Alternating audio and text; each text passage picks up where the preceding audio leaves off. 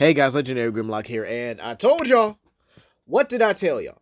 I told you this was gonna happen. And the worst part is, how do you mess up a composite Megatron?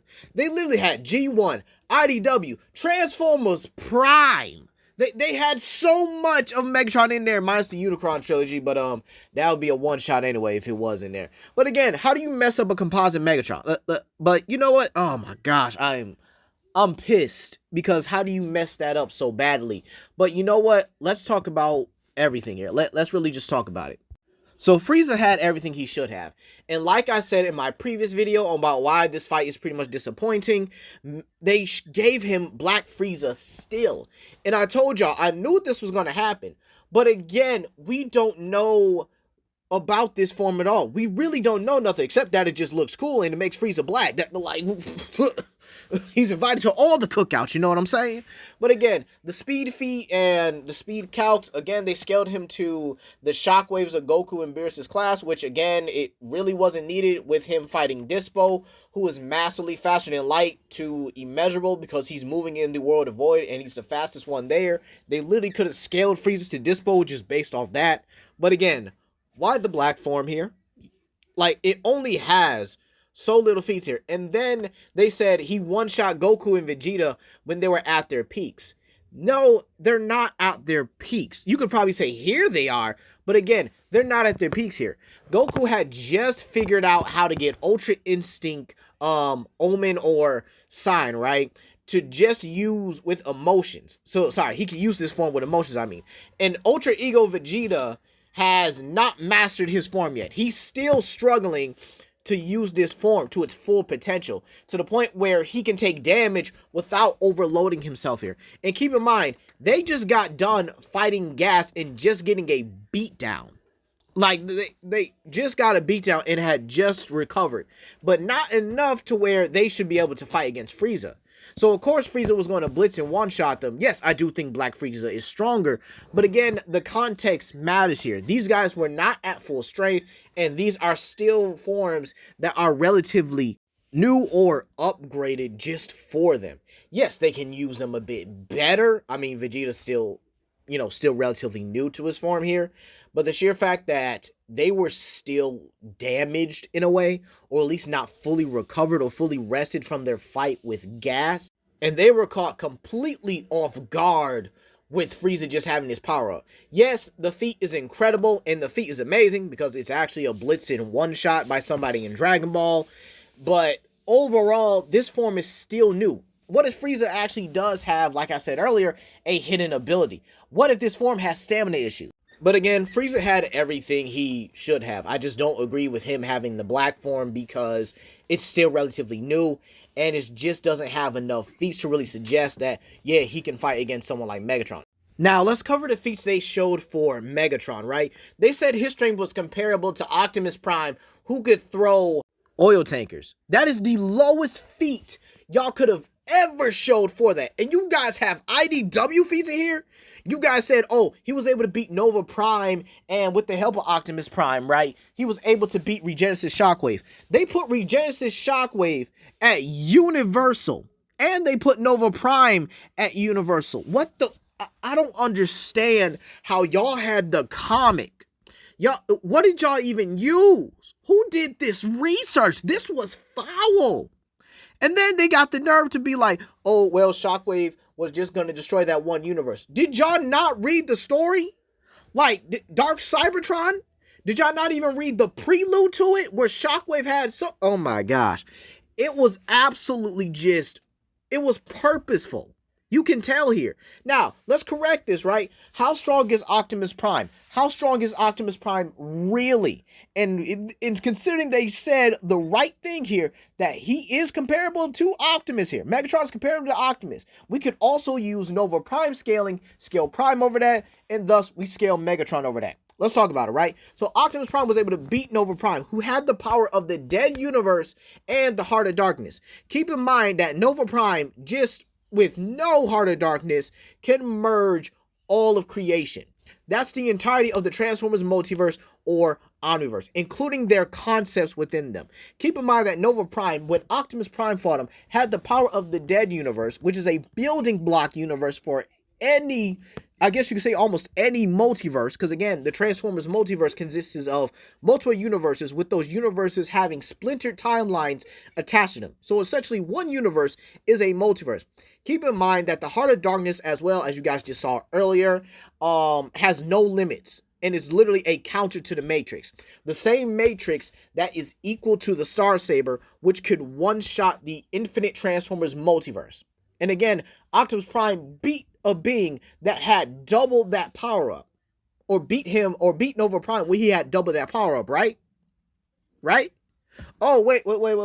That you can't tell me that the Transformers verse doesn't have other realms on top of it. And Shockwave was going to destroy all of it, right? This even includes metaphysical realms, okay, that have metaphysics. You can even say this threatens other universes or other multiverses within the Transformers Omniverse. This even includes Micronus Prime's Microverse, which is a miniature version of the Transformers multiverse. And he uses this as kind of like his own little multiverse where he has his, like, it's kind of like his own toy box, all right? A multiversal toy box. Keep in mind that this also includes other realms like the astral plane and the other conceptual planes, which we'll get into with Regenesis Shockwave. I don't know how they messed up Regenesis Shockwave scaling when the entire Dark Cybertron book is literally written word verbatim to be Shockwave going to destroy every conceptual realm and the entirety of the IW multiverse, which I just stated earlier has metaphysical realms. Shockwave himself, when he had the Regenesis power-up, had the power of the main universe, which again consisted of its concepts and everything in it, and a dead universe, as I just described earlier, as a building block universe. All right, so keep in mind that Shockwave said he was going to eradicate every concept possible. Concepts of life, death, and everything. And now, this is where we get into the conceptual realms, right? As you guys can see here, there are realms that are actually based on these concepts like power, destruction, cold, time, resurrection, and death. Now, here's the craziest part, right? Transformers can turn these concepts into metals or into their alloys that they use to build their body. Megatron's body is, again, like I said in my last video, the concept of entropy. Shockwave used every little bit of these conceptual realms, took pieces from them, and made his body into them. Basically, Shockwave is a walking concept.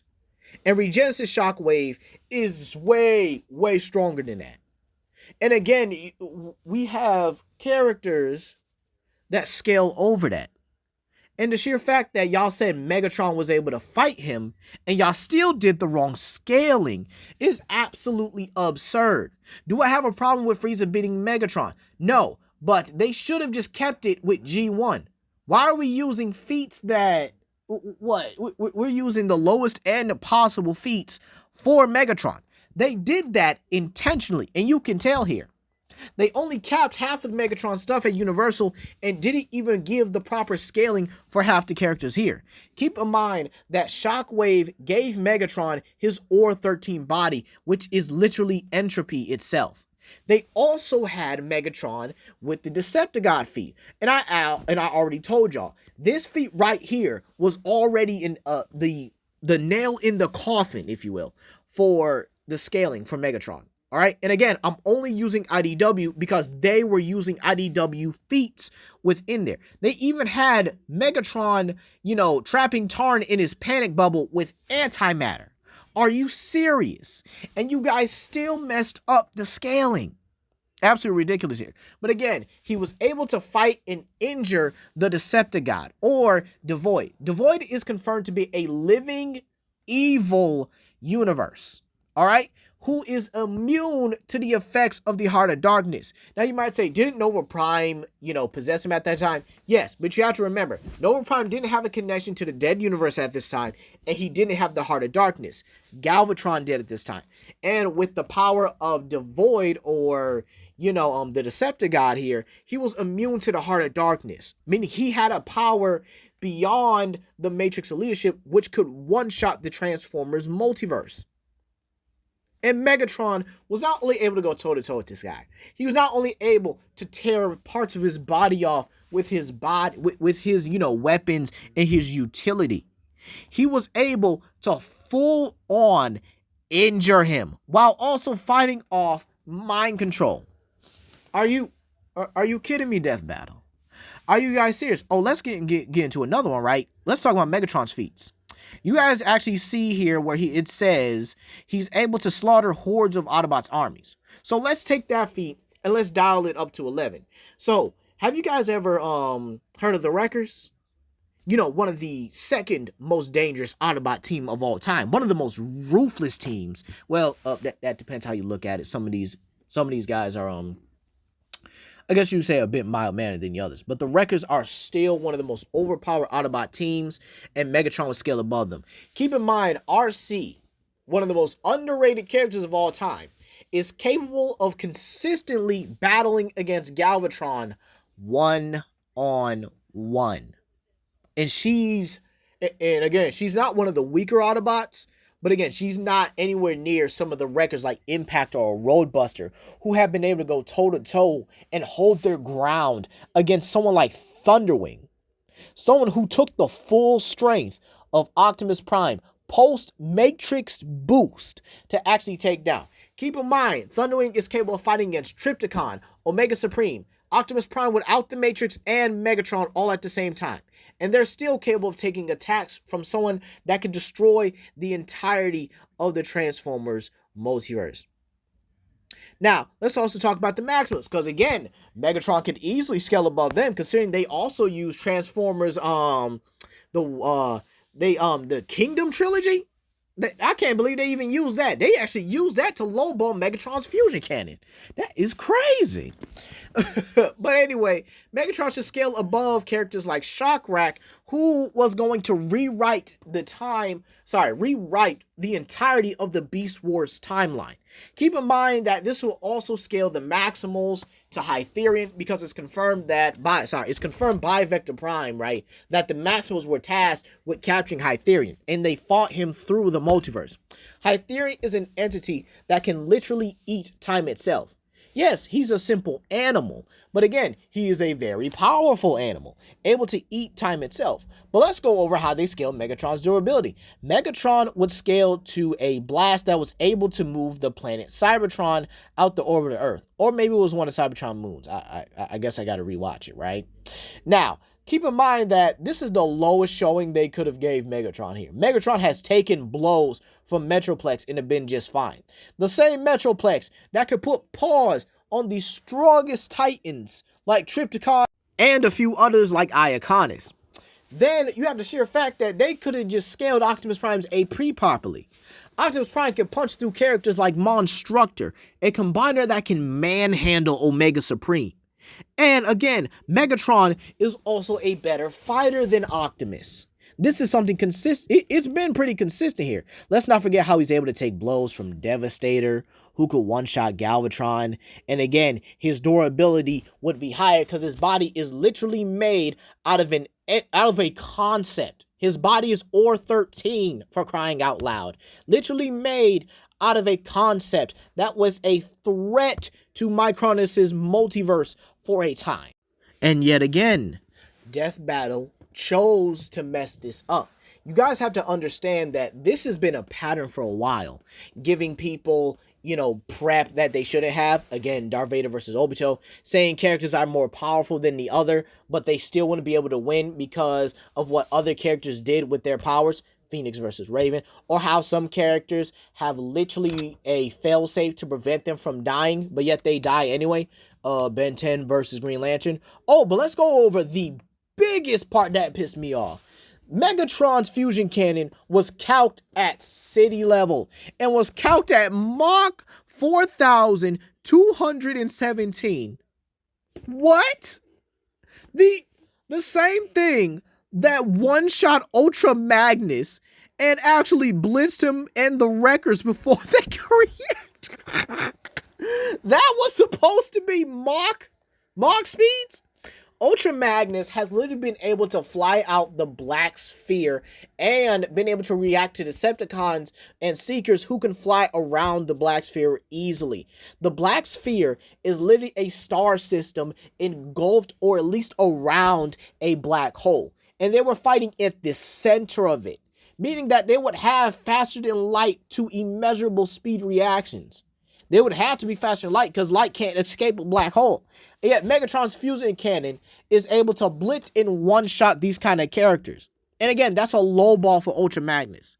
They also went over at the end that Frieza was just physically too much and that Megatron, was physically inferior.